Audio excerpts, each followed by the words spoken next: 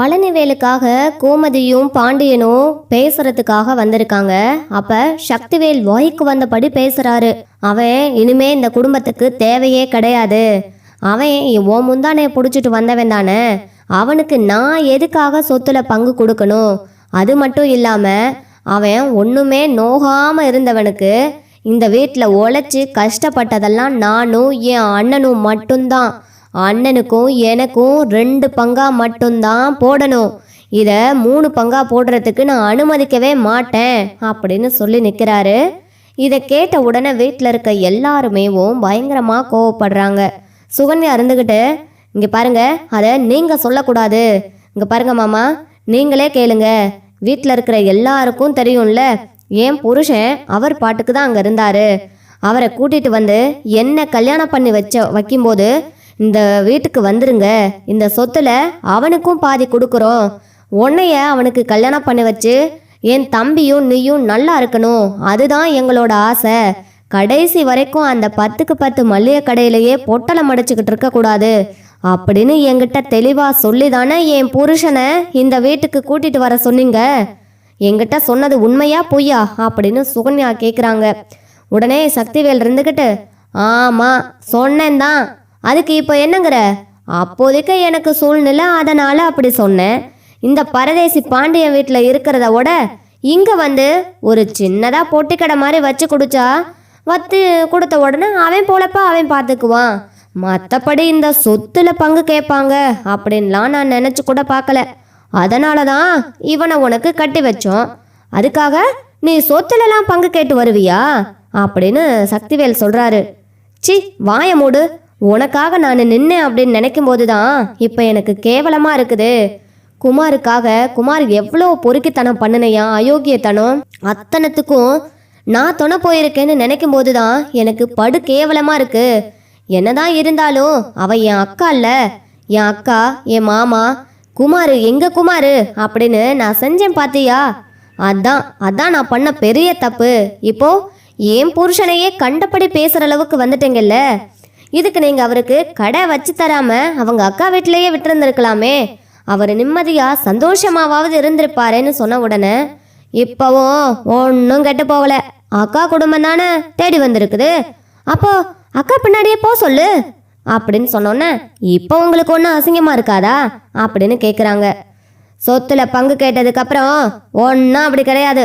அதான் சொல்லிட்டேன்ல, அவனுக்கும் எங்களுக்கும் எந்த ஒரு ஒட்டு உறவும் கிடையாது, சம்பந்தமும் இல்லைன்னு அப்படின்னு சொன்னோன்னே, அதை நீங்கள் சொல்லக்கூடாது அத்தை. என் புருஷனும் உங்கள் பையன்தானே. இம்பிட்டு தூரம் பேச விட்டு வேடிக்கை பார்த்துக்கிட்டு இருக்கிறீங்க. என் பிள்ளைக்கு இந்த சொத்துல பங்கு இல்லையான்னு உங்கள் பையனை கேட்க மாட்டீங்களான்னு சொல்லி கேட்குறாங்க. உடனேவும், மா சுகன்யா சொல்கிறது சரிதானே, ஏம்மா அமைதியாகவே நின்றுட்டுருக்க? பேச வேண்டிய இடத்துல பேசித்தானே ஆகணும். சொல்லுமா, என் பையனுக்கும் சரி பாதியாக பிரித்து கொடுங்கன்னு அப்படின்னு சொன்ன உடனே, கோமதி அவன் ஏதோ அவசரப்பட்டு பேசுகிறான், நீயும் இப்படி பேசாத, விடு பார்த்துக்கலாம், இப்போதானே பேசிக்கிட்டு இருக்கிறோம், சொத்தை பிரிக்கிறத பற்றி தான் பேசுகிறோம், உடனே எழுத போகல, பார்த்துக்கலாம். நிச்சயமா முத்துவேல் நல்ல முடிவாக தான் எடுப்பான். நீங்கள்லாம் சத்த போங்கம்மா, பார்க்குறவங்களாம் தப்பாக நினைப்பாங்க. மாப்பிள்ள நிச்சயமாக சொத்தை எழுதும்போது தெரியாமல் போயிடுமா அப்படின்னு சொன்னோடனே முத்துவேலும், ஆமாம் கோமதி நீ வீட்டுக்கு போ, அப்புறம் பார்த்துக்கலாம், நாங்கள் நிச்சயமாக சக்திவேலுக்கு புரிய வச்சு ஒரு நல்ல முடிவாக தான் எடுப்போம்னு சொல்கிறாங்க. அண்ணே இதில் புரியறதுக்கு எதுவுமே இல்லை, நான் நல்லா தெளிவாக புரிஞ்சுக்கிட்டு தான் நான் பேசுகிறேன். அதுவும் இல்லாமல் என் புள்ள குமார் பேரில் தான் இந்த வீடு இருக்கணும், இந்த சொத்து ஒரு நையா பைசா கூட அவன் பேருக்கு போகக்கூடாது அப்படின்னு சொன்ன உடனே இங்கே அப்படியே கொந்தளிக்கிறாங்க. கோமதி இருந்துக்கிட்டு, அப்படின்னா ஒன்றுக்கு பெறாத உன் பையனுக்கே இதில் பங்கு கொடுக்கணுங்கிற? அப்போ என் அண்ணனும் கஷ்டப்பட்டார்னு சொன்னீங்கல்ல, அப்போ ராஜிக்கு சேர வேண்டிய சொத்தை எப்படி கொடுப்ப? ராஜியும் இதில் வந்து உங்கள் கூட சேர்ந்து தானே இருந்தா, அப்போ இந்த வீட்டுக்காக அவளும் கொஞ்சம் கஷ்டப்பட்டிருப்பாள்ல. உன் பையன் கஷ்டப்பட்ட அளவு கூடவா ராஜி கஷ்டப்பட்டிருக்க மாட்டா? ராஜிக்கும் இதில் பங்கு வேணும் அப்படின்னு கேட்டால் என்ன பண்ணுவ? ஓஹோ, இப்போ நீ பழனிவேலுக்காக பேச வரல, உங்களுக்காக உனக்கு ஒரு பங்கு அவளுக்கு ஒரு பங்கு, 2 ஓடுகாலுக்கும் பங்கு கேட்டு வந்திருக்கிறீங்க அப்படின்னு சக்திவேல் சொன்ன உடனே எங்கள் முத்துவேல் இருந்துக்கிட்டு, சக்தி நான் தான் பேசிக்கிட்டு இருக்கேன்ல, அமைதியா இருக்க போறியா இல்லையா அப்படின்னு சொல்லி கத்துறாங்க. அண்ணே அமைதியா இருக்க சொல்லுங்கண்ணே அவங்கள, நான் சரியா தான் பேசிக்கிட்டு இருக்கேன். அப்போ என்ன இவன் இந்த பரதேசி பையன் மேல இந்த வீட்டை எழுதி வைப்பீங்க?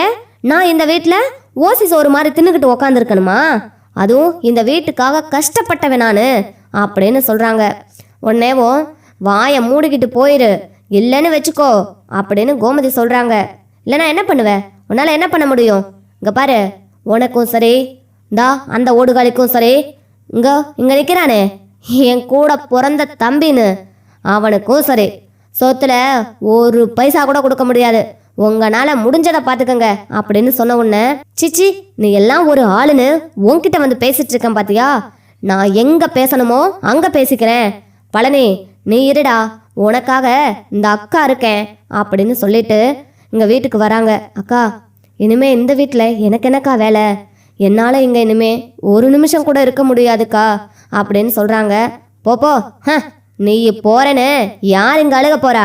கிளம்பி போய்கிட்டே இரு. உங்கள் அக்கா முந்தானே பிடிச்சிக்கிட்டு போனவன் தானே நீ, அப்படியே போய் அங்கேயே இருந்துக்க. சொத்து பத்தினா அது இதுன்னு பங்கு கேட்டு வந்துடாத அப்படின்னு சக்திவேல் சொல்கிறாரு. உடனே சுகன்யாவையும் கூப்பிடுறாங்க. சுகன்யா சொல்கிறாங்க, நீங்கள் போங்க, இங்கே என்ன நடக்குதுன்னு நான் தெரிஞ்சுக்க வேண்டாம்? நம்ம என்ன ஓசி சோறா தின்னுட்டு உட்காந்துருக்கோம்? இதில் உங்களுக்கும் உரிமை இருக்குது.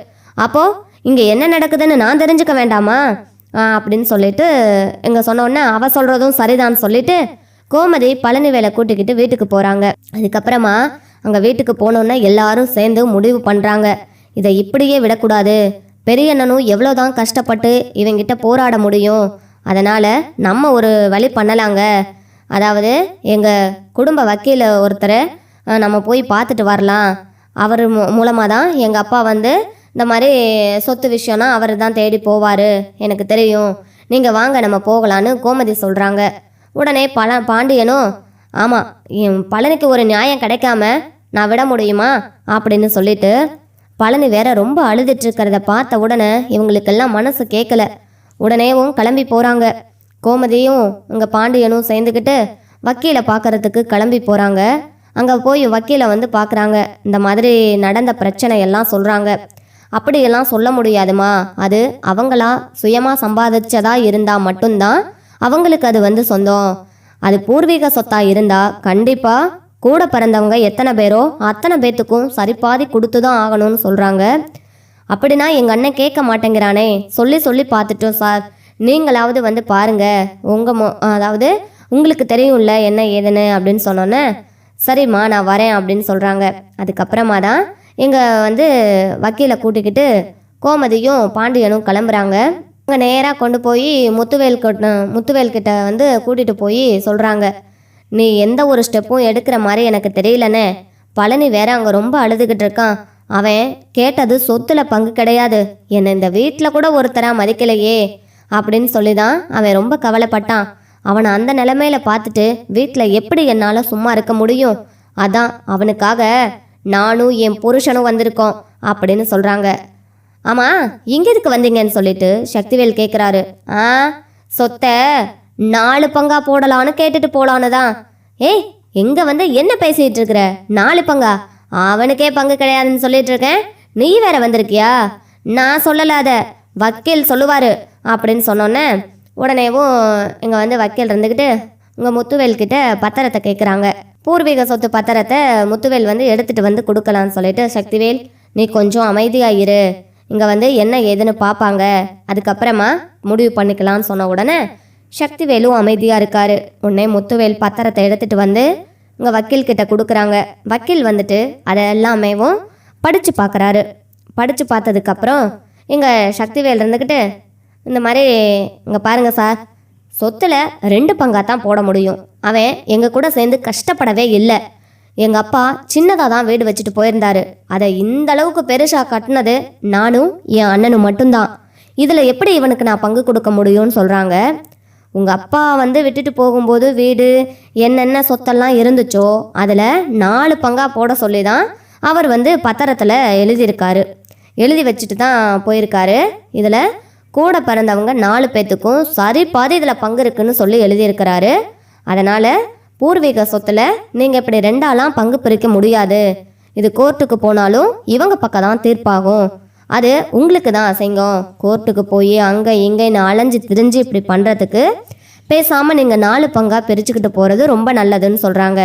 உடனேவும் எங்கள் அப்பா 4 பங்காக பிரித்து எழுதிக்கன்னு சொல்லியிருக்காரு. எனக்கு ஒன்றும் பங்கு தேவையில்லை. என் பங்கையும் சேர்த்து என் தம்பி பழனுக்கே நான் கொடுத்துட்றேன். என் தம்பி நல்லா இருந்தால் எனக்கு அது போதும் அப்படின்னு கோமதி சொல்கிறாங்க. எனக்கு ஒன்றும் இந்த வீட்டு சொத்து வேணும்னு நான் வரலை. என் தம்பிக்காக தான் நான் வந்தேன். என் தம்பிக்கு இந்த சொத்து சேர்ந்தா போதும். இங்கே பாரு, இப்போ என்ன பேச போகிற? அப்பாவே எழுதி வச்சிருக்காரு 4 பங்கா போடணும்னு. ஆனால் இந்த சொத்து எனக்கு வேணும்னு நினச்சிருந்தா நான் எனக்கு தேவையானதை எப்பயோ கேட்டு வாங்கியிருப்பேன். எனக்கு இதெல்லாம் பெருசாக எனக்கு தேவையில்லைன்னு நான் சொல்லிட்டேன். அதுக்காக என் தம்பியை கஷ்டப்படுத்துறத பார்த்துட்டு சும்மா இருக்க முடியாதுன்னு தான் வந்தேன். வக்கீலே சொல்லிட்டாங்க, அந்த மாதிரி இனிமே நீ உன்னால் எதுவும் பண்ண முடியாது. உன்னால் முடிஞ்சதை பண்ணிக்க நீ சொன்னியில்ல, அதனால தான் என்னால் என்ன முடியுங்கிறத நான் நிரூபிச்சிருக்கேன். வாயை மூடிக்கிட்டு இரு, இல்லைன்னு வச்சுக்கோ, அவ்வளோதான் அப்படின்னு சொல்லி மிரட்டுறாங்க. அப்பாவே இப்படி எழுதி வச்சிட்டாரே, இதுக்கு மேலே நம்ம என்ன பண்ண முடியும் அப்படின்னு சொல்லிட்டு சக்திவேல் திருன்னு முழிக்கிறாங்க. சிங்கப்பட்டது தான் மிச்சம் அப்படிங்கிற மாதிரி ஒரு மாதிரி தலை குனிஞ்சு நிற்கிறாங்க. சுகன்யா இருந்துக்கிட்டு, மாமா, என் புருஷன் எதுக்குமே ஆசைப்பட்டதில்லை. இருந்தாலும் உங்கள் பேச்செல்லாம் நம்பி நான் வந்தேன் பார்த்தீங்களா? என் புத்தியை செருப்பால் அடிக்கணும். என்ன சொன்னேன்? உன் புருஷன் எல்லாம் தெரியாமல் பண்ணிட்டாரா? எல்லாருமா சேர்ந்து எப்படி திட்டம் போடுவேங்கன்னு எனக்கு தெரியாதா? உங்கள் கூட தானே அக்கா மாமான்னு உங்கள் கூட தானே இவ்வளோ நாளாக உறவாடிக்கிட்டு இருந்தேன். அதுதான் நான் பண்ண பெரிய முட்டாள்தனம். இதுக்கு மேலேயும் யார் எப்படின்னு தெரிஞ்சதுக்கப்புறம் நான் சுதாரிச்சுக்கிறது தான் எனக்கு நல்லது. சே, நீங்கள்லாம் ஒரு ஆளுன்னு. இங்கே பாருங்க, நீங்கள் ஒன்றும் கலங்காதீங்க. இது மாமாவே எழுதி வச்சிருக்காரு 4 பேத்துக்கும் பங்குன்னு. அதான் அத்தாச்சி சொன்னாங்கல்ல, இதுக்கு மேலேயும் எங்கேயும் நீங்கள் போக வேண்டாம். இதுதான் நம்ம வீடு, இங்கே தான் நம்ம இருக்க போகிறோம் அப்படின்னு சுகன்யா சக்திவேல்கிட்ட சொன்ன உடனே அவருக்கு அப்படியேவும் அப்பா இப்படி ஒரு இது எழுதி வச்சிட்டாரேன்ட்டு அப்படியே அதிர்ச்சியில் நிற்கிறாரு. இப்போது நம்ம நினச்ச மாதிரி நம்ம பையன் குமார் பேரில் இந்த வீடு வராதோ அப்படின்னு ரொம்ப டென்ஷன் ஆகி நிற்கிறாரு.